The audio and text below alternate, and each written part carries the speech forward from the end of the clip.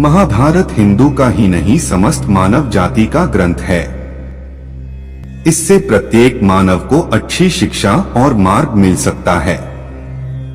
प्रत्येक मनुष्य को इसे पढ़ना चाहिए क्योंकि महाभारत में जीवन से जुड़ा ऐसा कोई भी विषय नहीं है जिसका वर्णन ना किया गया हो और जिसमें जीवन का कोई समाधान ना हो। इस ग्रंथ में देश, धर्म, न्याय, राजनीति, समाज, योग, युद्ध, परिवार, ज्ञान, विज्ञान, अध्यात्म और तकनीकी आदि समस्त विषयों का ज्ञान वर्णन मिलता है।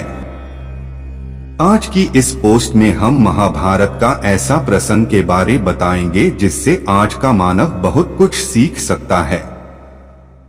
बात उस समय की है जब पांचों पांडवों को वनवास हो गया था। वनवास जाने से पहले पांडवों ने भगवान श्री कृष्ण से पूछा, हे श्री कृष्ण, अभी यह द्वापर युग का अंत काल चल रहा है, आप हमें बताएं कि आने वाली कलयुग की चलिए गति क्या और कैसी होगी।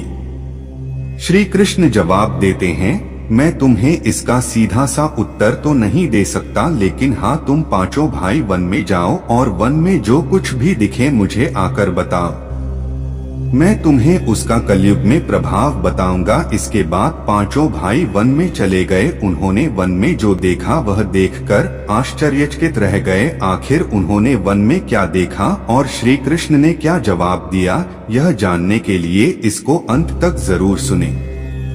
श्री कृष्ण के कहे अनुसार पांचों भाई अलग अलग दिशाओं में वन की ओर निकले। युधिष्ठिर भ्रमण पर थे। उन्होंने एक जगह पर देखा कि एक हाथी के 2 सूंड थे। यह देखकर युधिष्ठिर के आश्चर्य का ठिकाना नहीं रहा।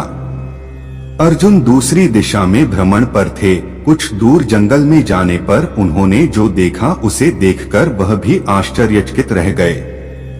वहां पर देखा कि कोई पक्षी है जिसके पंखों के ऊपर वेदों की रचनाएं की हुई है और वह पक्षी मुर्दे का मांस खा रहा है।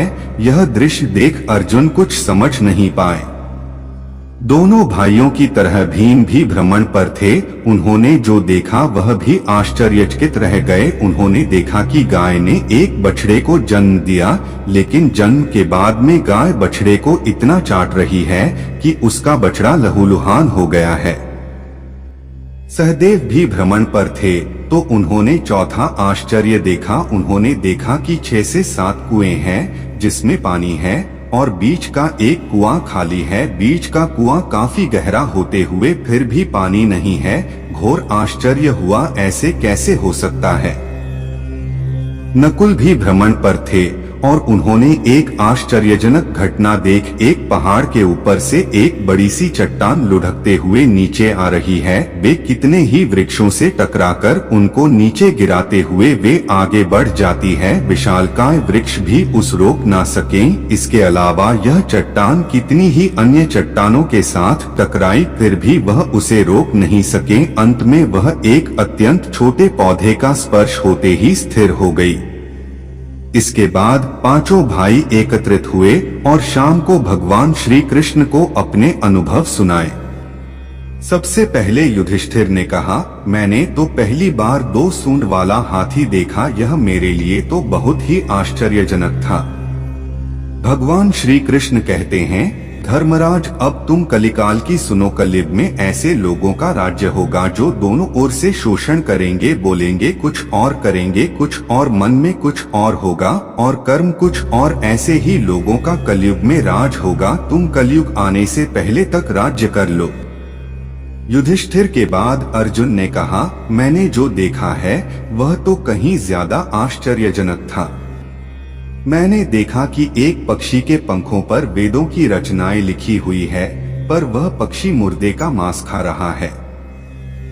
श्री कृष्ण कहते हैं, कलयुग में ऐसे लोग रहेंगे जो बड़े ज्ञानी कहलाएंगे, विज्ञान की चर्चा करेंगे, लेकिन उनके आचरण राक्षसी होंगे। वह बड़े पंडित और विद्वान कहलाएंगे, किंतु यह देखते रहेंगे कि कौन सा मनुष्य कब मरे और हमारे नाम से संपत्ति कर जाए। हे अर्जुन, संस्था के व्यक्ति विचार करेंगे कौन सा मनुष्य मरे और संस्था हमारे नाम पर हो जाए। हर जाति धर्म पर प्रमुख पदों पर बैठे विचार करेंगे कि कब किसका श्राद्ध हो और कौन कब किस पद से हटे और हम उस पर चढ़ जाएं, चाहे कितने भी बड़े लोग हो, परंतु उनकी दृष्टि धन और पद के ऊपर ही रहेगी। ऐसे लोगों की ही बहुतायत होगी। अर्जुन के बाद भीम ने अपना अनुभव सुनाया। भीम ने कहा कि गाय अपने बछड़े को इतना चाटती है कि बछड़ा लहूलुहान हो जाता है। श्री कृष्ण कहते हैं, कलयुग का मनुष्य शिशुपाल हो जाएगा। कलयुग में माओ की बच्चों के लिए ममता इतनी बढ़ जाएगी, उन्हें अपने विकास का अवसर ही नहीं मिलेगा। मोह माया में ही घर बर्बाद हो जाएगा। किसी का बेटा घर छोड़कर साधु बनेगा तो हजारों व्यक्ति दर्शन करेंगे। यदि अपने बेटे ने साधु बनना चाहा तो रोएंगे कि मेरे बेटे का क्या होगा। इतनी ज्यादा ममता होगी कि उसे मोह माया और परिवार में ही बांध कर रखेंगे। उसका जीवन वहीं खत्म हो जाएगा। वास्तव में लड़के तुम्हारे नहीं है, वह तो बहुओं की अमानत है और लड़कियां जमाइयों की अमानत है और तुम्हारा यह शरीर मृत्युओं की अमानत है। तुम्हारी आत्मा परमात्मा की अमानत है। इसलिए तुम्हारा अपने शाश्वत संबंध को जानना आवश्यक है।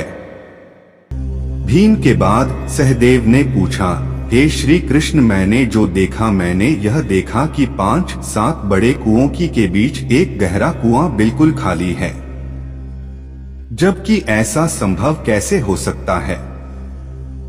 भगवान श्री कृष्ण ने जवाब में कहा, कलयुग में लड़की के विवाह में, मकान के उत्सव में, छोटे बड़े उत्सवों में तो लाखों रुपए खर्च कर देंगे, परंतु पड़ोस में ही यदि कोई भूखा प्यासा मर रहा होगा तो यह नहीं देखेंगे कि उसका पेट भरा है या नहीं।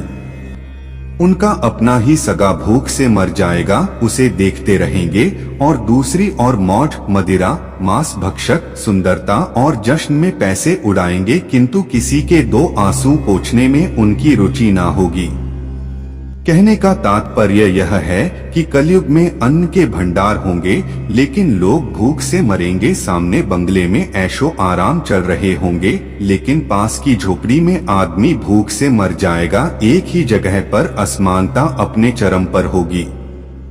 सहदेव के बाद नकुल ने श्री कृष्ण को बताया कि मैंने भी एक आश्चर्य देखा है कि एक बड़ी सी चट्टान पहाड़ पर से लुढ़की वृक्षों के तने और चट्टाने भी उसे ना रोक पाए, किंतु एक छोटे से पौधे के स्पर्श से ही वह बड़ी चट्टान रुक गई। समझ नहीं पाया कैसे।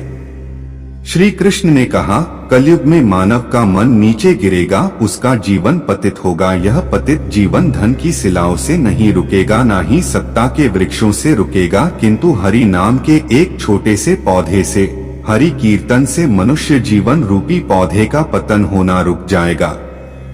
इसलिए भक्तों, हरि भजन कलयुग में मोक्ष पाने का एकमात्र उपाय है।